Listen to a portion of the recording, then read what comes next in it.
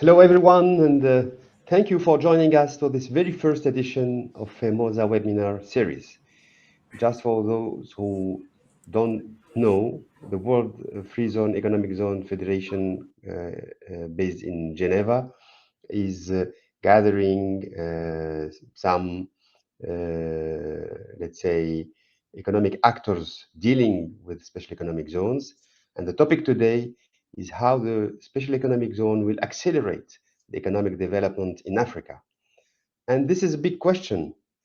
The speakers who are invited to answer and discuss this question are Professor Hyung Gul Kim, Mr. Pietro Francesco Minini, and Mrs. Frida Yowson. Professor Kim is an associate professor at International Economic Law at TLBU Graduate School of Law in South Korea. He has an extensive experience in special economic zones, development and operation strategy and policy. He's also expert in foreign direct investment attraction strategies, investment for development facilitation, new business development, and foreign market entry strategy. Mr. Pietro Francesco Minini is the head of the Africa region at the European House Ambrosetti, based in Italy. It's a private think tank, ranked #1 in Italy, #4 in Europe, and Mr. Minini is also a project director at the annual Ambrosetti Flagship Forum in the African continent. He is the co-founder of the European Corporate Council on Africa and the Middle East, of which he is the project director. And the last but not the least, Frida Yowson. She's a consultant, senior consultant, working on infrastructure and innovation under the Innovation and Digital Policy Focus area at the African Center for Economic Transformation, based in Ghana. Frida has an intensive experience in international development, engineering management consulting, and project portfolio management. So with those speakers, I think we can cover most of the aspects of this question. While special economic zones are promoted as an instrument of investment and trade development in the world, they proliferated, for instance, in Southeast Asia. They are struggling to take off in Africa. Indeed, the continent has only some 200 special economic zones, less than the Philippines alone, which has 400 special economic zones, out of an estimated global inventory of 5,000 SEZs.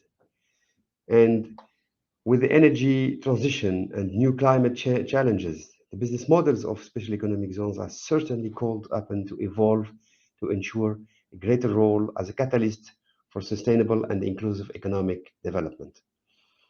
This may be an opportunity for African countries, while the need for protected business ecosystems is crucial for the development of startups and SMEs. So let's first start by an assessment of the global experience of special economic zones. Of course, they have different names: free zones, logistic zones, industrial zones, and so on.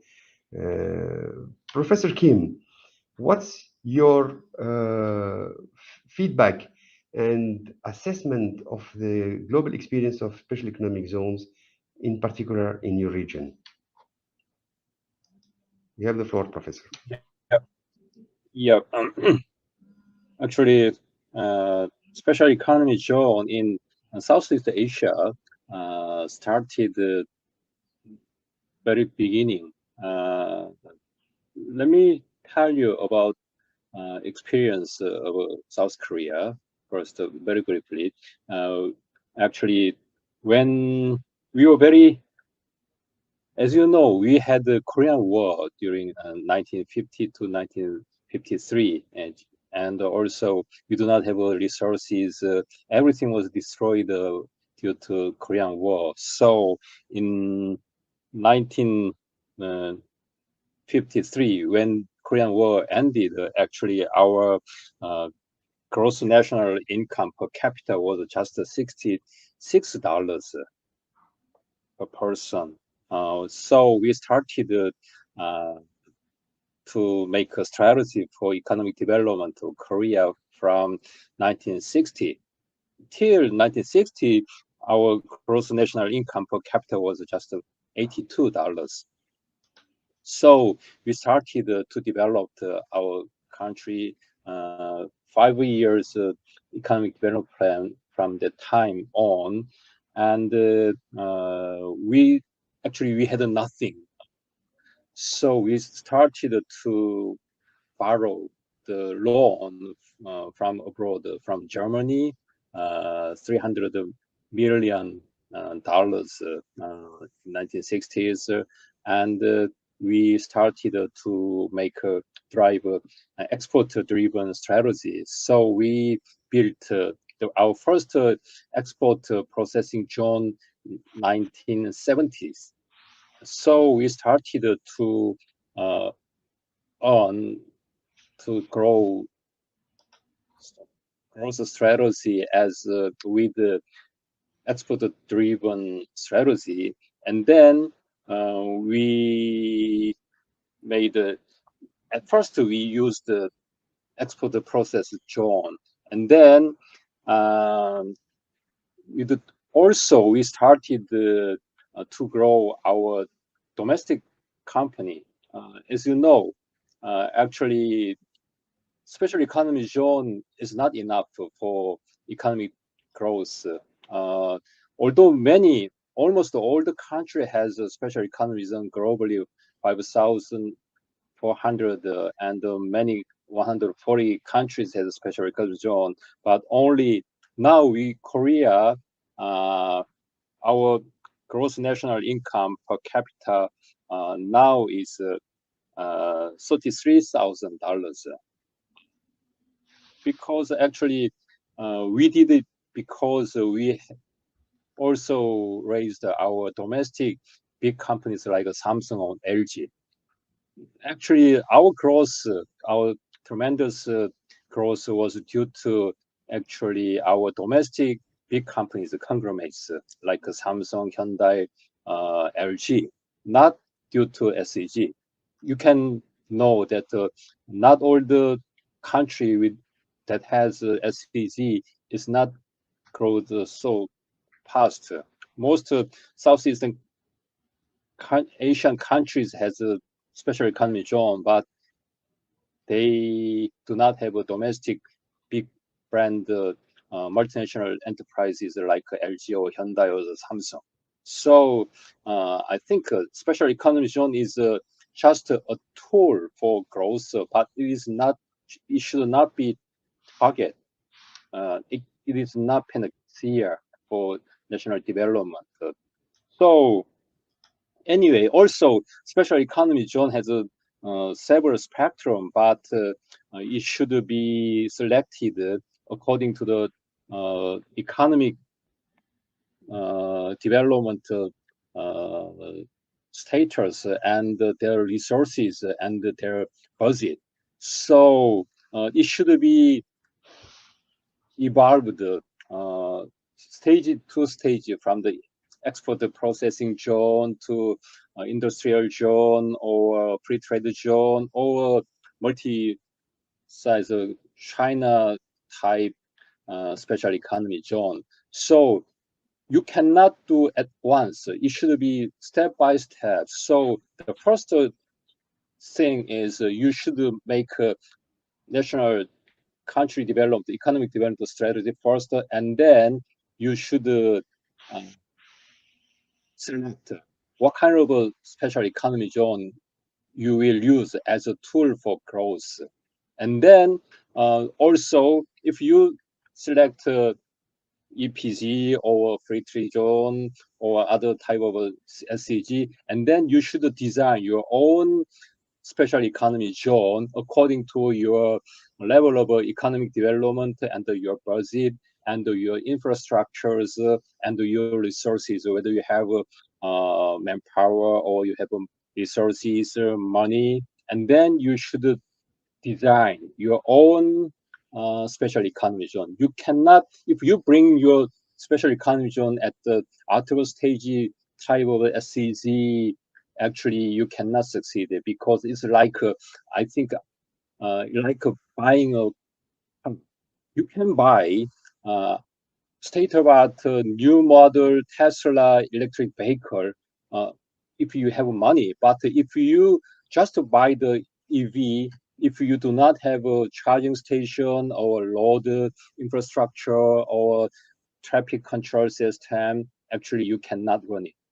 So special economy zone should be selected according to the countries, respective countries, considering a certain respective countries' conditions, several conditions. Very nice, thank you. So we understood that special economic zones played a major role for accelerating exportations and probably attracting foreign investment in Southeast Asia. Now,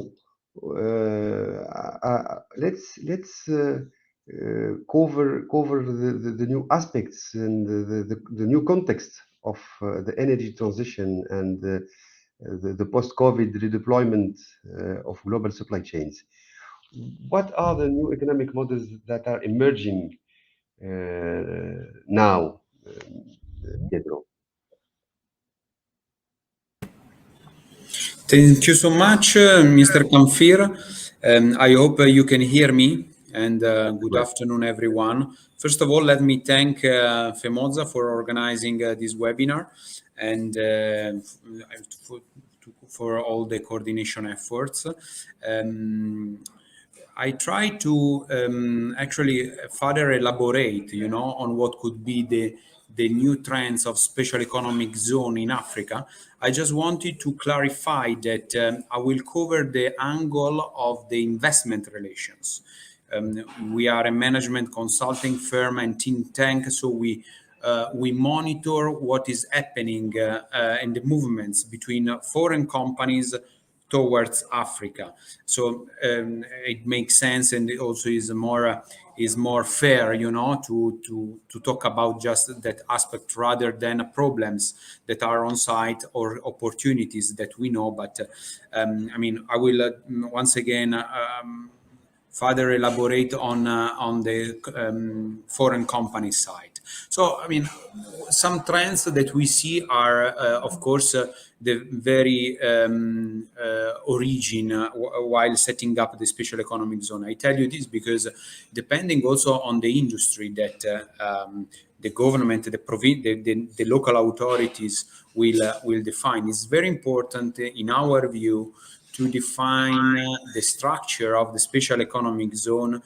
very much in close coordination with the companies that they are targeting, either from the region but also at international level. So, to collaborate since the very beginning in the definition, in the structure, in the design of the special economic zone with companies. Another aspect is, of course, in order to boost also the economic growth in Africa, following also the example of the Southeast Asia, even if, as you all know, the GDP is quite different on a regional scale, is the location, because we think that big and large special economic zone, in order not to become the so-called cathedral in the desert, should be much possible close to the market. So medium to large company, special economic zone should be placed close, ideally, to large industrial hubs like in Lagos, for example, in West Africa, or in the Gauteng in the south, and possibly also supply multinationals in a specific sector like automotive, renewable, pharmaceuticals. On the contrary, of course, we know the small special economic zone can play a role and should play a role, but as the location is concerned, could be secondary cities that are growing a lot in specific countries in the African continent. I'm thinking about Tanzania, DRC, many other countries, and possibly also in the border between 2-3 countries, also to increase regional trade. And I mean, in our view, should be also target just one industry, one specific industry, with the aim also to attract companies to establish their regional commercial offices rather than industrial production. Let me conclude by saying that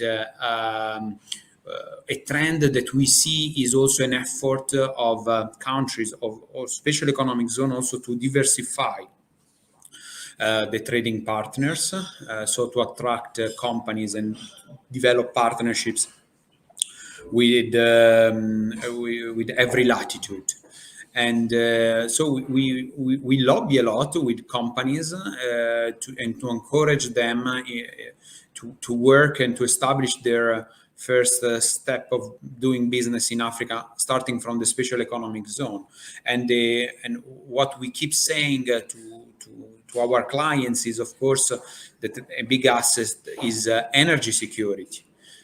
We all know the power emergency in Nigeria, in South Africa, affecting also regional markets. So I think energy is a key asset that the special economic zone at the end provide. Also, you know, of course, the financial incentives is always good to provide some benefits on that, and also access to credit. I think with the help of national counterparts, special economic zone can increase the chance to have more smooth access to credit, which is nowadays also one of the major issues and complications. Perfect. So we understood that special economic zones will remain privileged places where we can have specific services for investors, and that's fine. Now you added also the components of energy, the access to energy. So it's not only about logistic corridors, it's also about energetic corridors. That's fine. We have the experience of Ghana and the asset conducted the study on the special export processing zone there. Frida, can you tell us more about your study report? What are the key lessons we can bring to the discussion here? Yeah, thank you so much, Monder, and pleasure to be here. ASET, as Monder said, is a think tank based in Accra, Ghana, although we work Pan-African. We wanted to explore Ghana's export processing zones, particularly to see how far we've come in achieving the objectives of the export processing zones, and also to see how well it is contextualized in our development strategy, and if these EPZs are actually moving us forward. So we sort of looked at a number of areas, the economic development of potential. We looked at environmental sustainability, we looked at technological capability, and we also looked at the social impact of the SEPZs. So just for a little bit of context, when Ghana came out of independence, our primary strategy was mostly import substitution, and most of our manufacturing was run by state-owned enterprises. And for a few years, it actually worked until our regime sort of changed strategies in the early 70s and moved towards a more market-driven economy and started privatizing some of these industries. And then we saw that the manufacturing output really decreased. So somewhere in the mid-90s, we decided to look at export processing zones as a component of our industrial strategy. Now, overall, privatization has helped our industrial sector, but EPZs particularly seem to not fully help the picture. So let's look at the different components, right? So if you look at the economic aspect of it, we see that generally they did bring a lot of FDI. We're looking at over 30 billion US dollars over from 1995 till now. However, if you look closely, you see that while FDI grew in the first 10 or so years, in the last 10 years, it actually decreased. And we see for us that there's FDI coming from the extractive sector that is not located in the EPZs. And so you see sort of this conflict where some of the FDI is coming in from EPZs, others are not. You also see not really much impact on employment over the past, 2 decades. The EPZ has employed about 30,000 people, which is good. It's better than nothing. But if you look at our unemployment rates, if you look at our informal sector, which is over 80% of the economy, they're not really having so much of a significant impact. The other thing that we also see is that while the EPZs offer great benefits for companies in them, there have been opportunities for corruption, for tax evasion.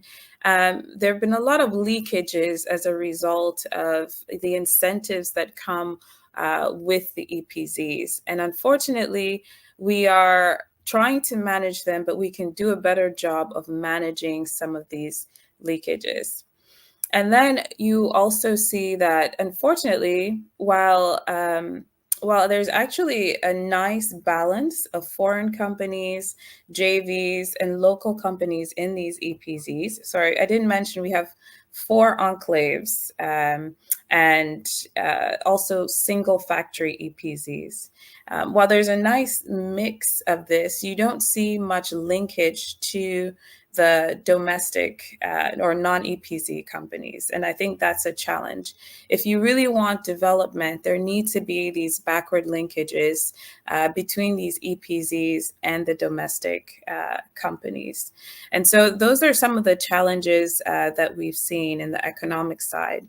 From the environmental side, there have not been so many issues, but I think from a forward-looking perspective, our study wanted to we saw that there was opportunity for environmental policies that would set us up for pollution, abatement strategies, for looking at renewable energy, for carbon financing. There's a lot of opportunity that we could take advantage of.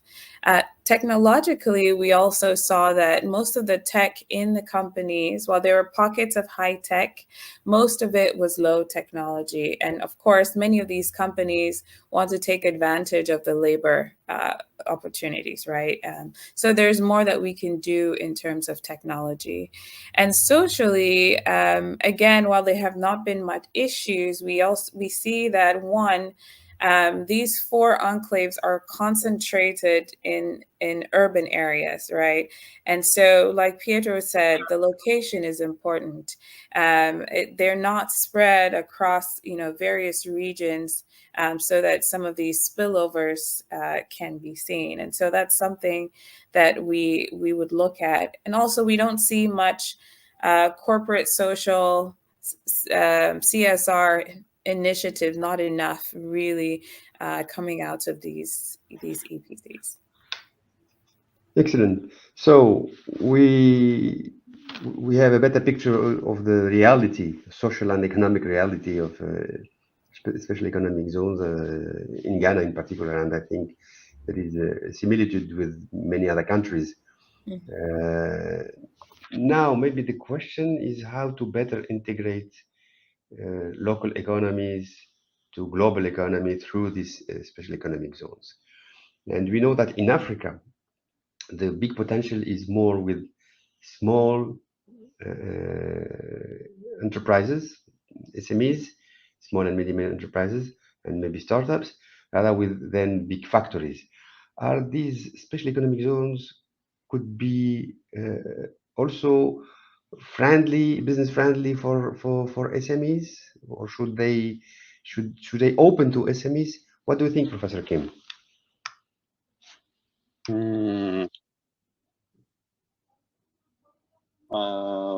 The linkage between local and global big companies is at first stage, the local company can be supplier to the multinational corporations. But if you just satisfy with such a being a supplier, actually it cannot be engine for your economic development. You just actually the economic development of your country depends on your domestic companies. So also SME could be good start point, but actually the person that SME can employ is just within 100 of small numbers. So SME cannot lead your economic development. You should select and focus, concentrate. You should raise big companies, multinational companies from your originated from your country. If not, actually, your SMEs maybe remain just suppliers, and if the multinational companies, big multinational companies, move to other destination, which provides better incentives, actually, you have no ways. So Korea could be developed economically because we raised big companies through substantial subsidization from government. Actually, we just opened our market just in 1980s. Until then, we prohibited selling foreign products in our domestic market in order to grow our domestic company, especially focusing to the big companies like Samsung or LG, Hyundai. We have now 30 big companies, we call it conglomerates in Korea. So it could lead the economic development of our country. If other countries in Southeast Asia, they do not have a big brand domestic companies like LG or Samsung like Korea. That's because they could not jump to the developed country like Korea. So actually, SME is not enough to lead the economic development of your African countries. Sure. I get your point. So okay, we need locomotives or engines to push or to let's say to engine the economy. Pietro, in that case, how do you think Africa could create future champions and big companies through or not through special economic zones, of course? Yes, thank you for the question. Actually, I think for an SME, the stake is high and it is not easy, you know, at every latitude to make business and to grow. And in a sense, the special economic zone, I think, can really provide an opportunity to link the SMEs more to the first tier in a specific sector. So I'm thinking about the automotive, for example. considering an automotive cluster, and there are many in Africa, and Freda is here in Ghana, there is an important one. And it makes sense for me to have a small economic zone just devoted to a specific sector, close where the business is, and hopefully with the existing contract between the first tier, the value chain, and the SMEs. So the SMEs can manufacture not outside the special economic zone close to the factory, but rather on the special economic zone. So this could be a solution. But also how to integrate more the special economic zone regionally, but also how to increase the export. One challenge, of course, is the logistics. So how we add value, and then we move goods with considering the current railways infrastructure, considering the ports infrastructure. So it's very complex for me to talk about SMEs without also an overview about the African continent. So I think, there is a broader picture to take into account. Sure. So let's come back to the point that has been raised by Professor Kim about aligning local strategies with the purpose of special economic zones.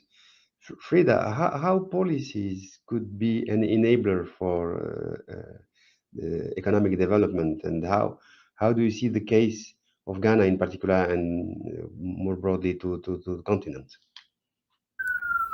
Yeah, thank you, Monder. So, first of all, I 100% agree with everything Dr. Kim and Pietro have said. It's very important to look at both the drivers and the engines, and also linking the SMEs. I think both of those have to be working at the same time. And I think one of the challenges a lot of times that we have in our policy making is that we sort of we have this tunnel vision, right? So I've been privileged to work as part of the startup and innovation bill that is currently going, and it's tempting to focus only on the objectives of that particular bill and not link it to some of the other strategies. But we have to be cognizant of the broader development goals. So, in context of the Ghana Free Zones Act, right? It offers a lot of incentives to these businesses, but how does that align to our industrial policy? And do those incentives actually support our policy, industrial policy? It sounds very basic, but you will be surprised to see the amount of conflicting sometimes policies and initiatives that we have. And so I think one of the first things is, as policymakers, when we are coming up with these strategies, making sure that they are contextualized and aligned to some of our other strategies. But secondly, also making sure that we are engaging the private sector. Funny enough, a lot of our policies sometimes are, created in a little bit of a vacuum. There's a little bit of consultation here and there, but it's not really co-created with the private sector and even the SMEs that are going to benefit from some of these.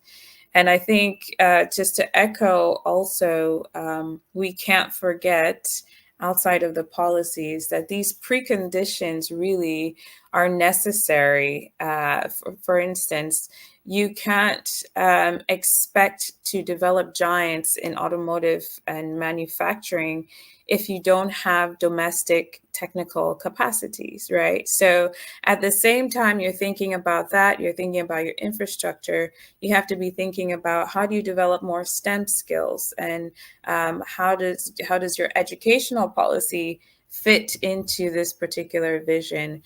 And so we have to think broadly, even at the same time we're focusing on specific elements of the policies and strategies. So I'll stop there.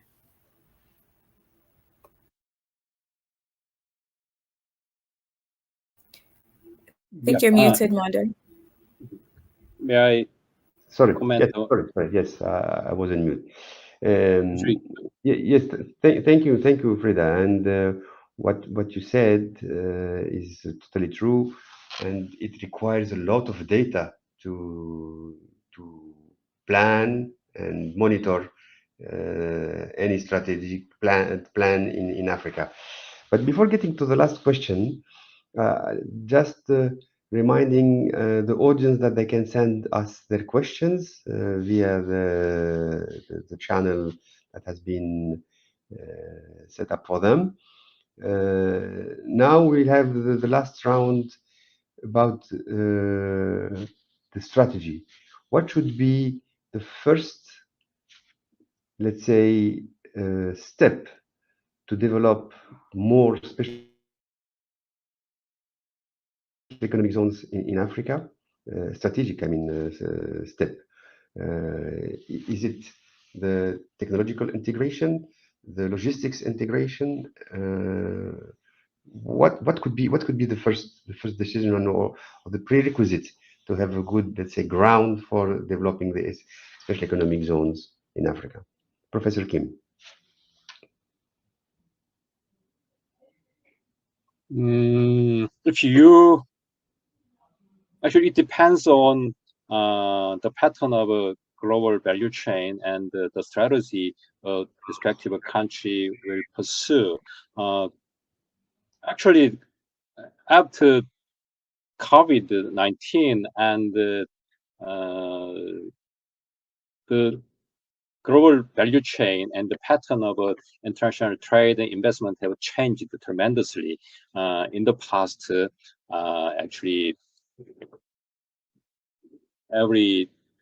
China was a destination for the manufacturing for 50 years, but it changed. So in the past, the MNEs established a factory where they can produce most cheap and efficiently outside their destination. But now it changed. So even the United States would like to attract manufacturing giga factories into United States. So actually, you should realize the change of the pattern. So it is our sense that you just still try to attract the manufacturing factories to your country. Actually, MNEs would like to establish their factories where they have a market. So MNEs, multinational corporation, would like to seek a location for their manufacturing where they can see the market. So for Africa, you should actually, the MNEs who would like to invest into Africa is looking for, considering whether there is a market in Africa. So you should focus on the item industry where you have a market. And second, it's very difficult with the poor resources infrastructure among the. What was the first strategy to invest among them? I would say human resources. Actually, you cannot build the infrastructure, port, road, or technology SME at once. You cannot do that. But if you have a first, you should have educate your human resources, and then they can work for the MNEs and learn skills, and then they set up startup SMEs who can supply materials to the MNE where they worked for, and then they accumulate the capital. They can grow domestic big company, and then if you have a scale of economic SMEs, and then you can start a special economy zone. Without SMEs or human resources, if you just build a SEZ, actually it's good for the investors only, not for you. And the issue is, if we have money, who will pay for construction of SEZ? Your government does not have. So actually, you should borrow money to build the infrastructure for the SEZ. But if it fails, actually, it's your burden, your country government's burden, and the government's loss, and for it further to your people. But the investors who invest into SEZ, they are not responsible. So actually, SEZ fails. MNEs does not care, but the loss is up to your government. So I would say you should how to finance it, and that's actually you can classify FDI for constructing SEZ, and second part is FDI to build a plant as a tenant. So the first category, how will you financing the cost for the building SEZ? So you should, second stage, you should consider much, have a strategy for that. Very well. Thank you, Professor, for this insight. The same question to you, Pietro. Thank you. Well, first of all, I would really encourage more intervention, if I may so, from the African Development Bank, for example. They do invest a lot in several industries. They have a massive investment in the renewable in Morocco, for example. So we can, and we should all together speak to the African Development Bank and say, look, you do this investment, but you start, for example, from the special economic zone. So this could be a tool to increase the number on the continental scale. I'm saying this because I see that the role of multilateral African agencies is increasing in Africa. So in 1 month time, there will be the intra-Africa trade. As you all know, there is the African Continental Free Trade Area, the role of also of the African Export-Import Bank. So there are multilateral, also financial institutions that are very influential and can support more special economic zone. Another possibility is once again the location. So to encourage 2, 3, 4 countries that are bordering together in Africa to have intra-countries special economic zone that could be also increase regional trade, maybe within a specific trade zone like SADC or ECOWAS or COMESA. That could be also another angle, because we see a lot, for example, that one country has an industry which affects also the others, and that could be also part of the solution, but also to increase the number of feasibility studies. Africa is a rich continent, and sometimes we don't know. I say we because I travel every month to Africa. It's a blessing, and Africa is a rich continent, and we should know more what we can do together on which kind of industries, on which kind of sectors, and maybe to study more in depth the kind of industry, the kind of business opportunities can unlock opportunities starting from the special economic zone. Excellent. Thank you, Pietro. So how to unlock the economic potential of Africa? Frida, the last question for you. Do you think that what we call the free trade, the continental free trade agreement will enable that, will accelerate that, and is the special economic zones are in the agenda of the African Union? Thanks, Mondor.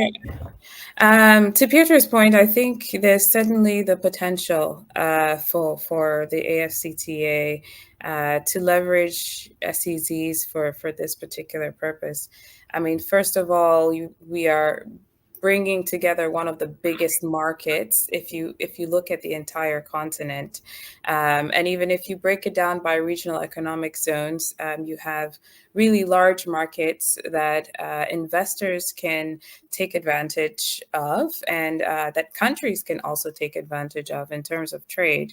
But I think that there are some underlying issues that need to be addressed within the AFCTA. For instance, many countries have preferential trade agreements, right?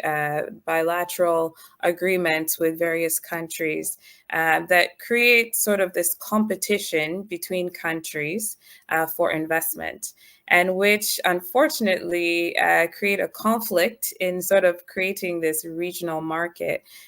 So we have to sort of address that conflict, and some countries have done that by ensuring that if you have some of these preferential trade agreements, or let's say an investor is bringing goods into your country, you're importing, that the same investor cannot then trade within the region, right? So making sure that some of these clauses are very clear so that some people are not taking advantage of these to the detriment of countries.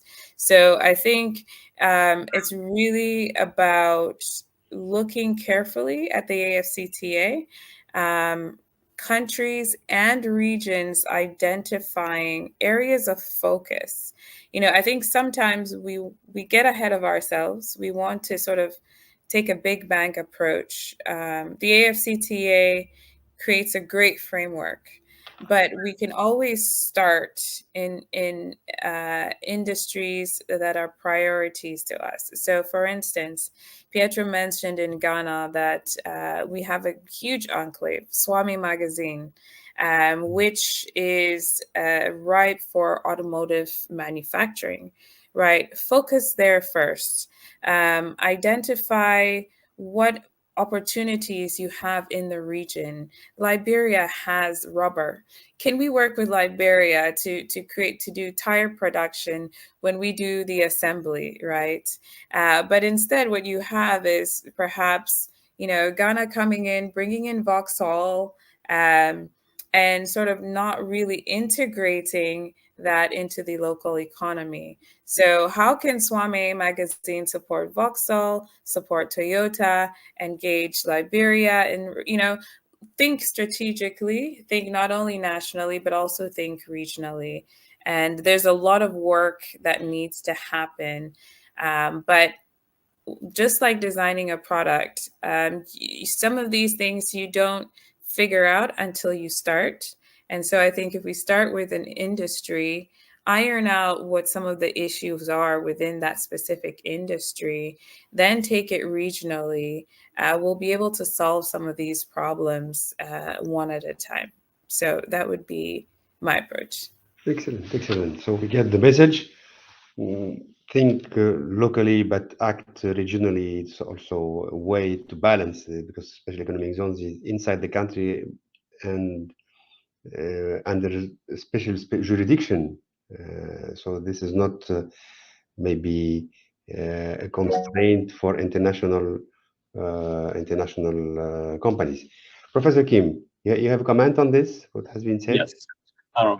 With regard to the AFCTA and recent member countries and the SEZ issues, actually, if you look at the ASEAN cases, ASEAN is a free trade, a regional zone, but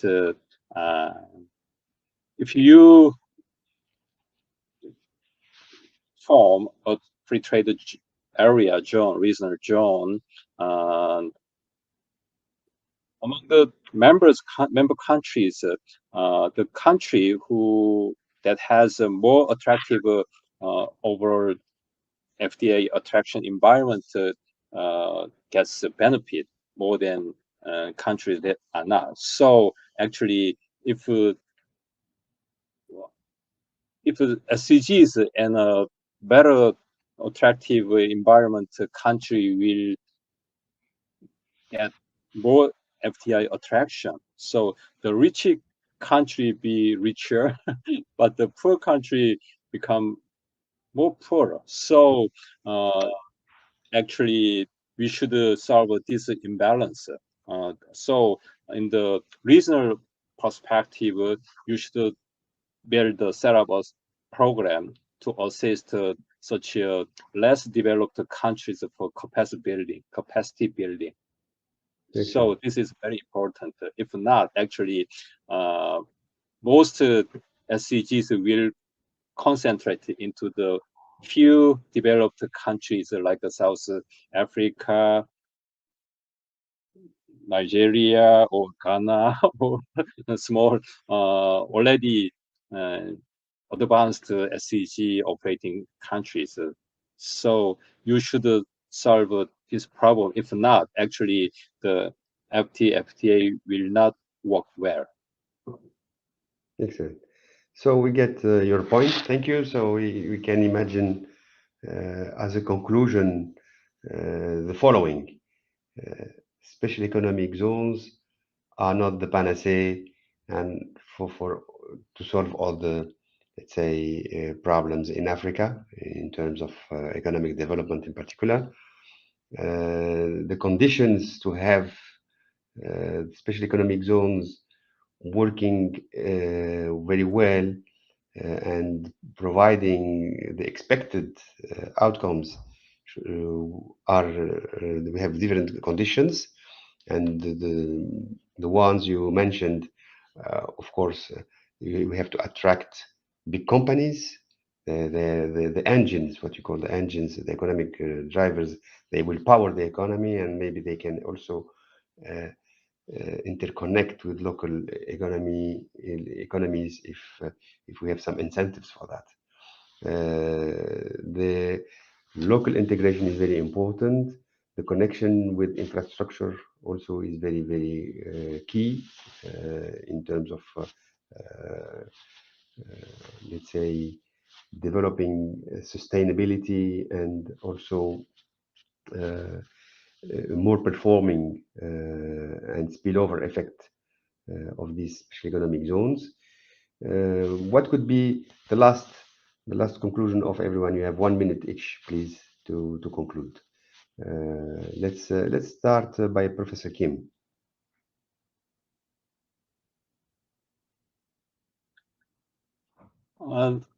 Actually, the benefit from the SEZ has developed, evolved from the 1960s. At first, it was very helpful for FDI attraction, and then build the economy industry raising of a company, and then moved to the building urbanization, and currently it is focusing to the ICT or services sector and the innovation center. So all the outcome, the benefit of SEG has evolved during the last 60 or 70 years. So if you try to get all the benefits at once, building a SEG, actually it is impossible. So you should focus stage by stage according to your economic development level and your budget and your other resources. So actually, if you try get FDI and the economic promotion and urbanization all together, actually you cannot get it. Thank you, Professor Kim. Pietro? What I said, well, yes, is location and to work close to key economic powerhouses, and also invest in secondary cities with and try to understand how to access more to credit and financial schemes. These, in my view, are the key strategies to increase the number of the special economic zone, create more value added, and increase export also, not only from a regional point of view, but also internationally and globally. So take into account also the broader picture of the future of the African economy. And just to conclude, I wish to thank you all the attendees for their attention, for their interest in this session. And I'm sure, Mr. Kamfir, also you can provide our contact details for follow-up meetings if needed. Yes, of course, for further discussion. Thank you, Pietro. And the last word to Frida to conclude. Thank you. I think for me, I'd say 3 words: integration, preconditions, and adaptability. Integrating into the local economy, there's no point of getting FDI, trying to balance your trade, if none of this really benefits your own economy at the end of the day. Right.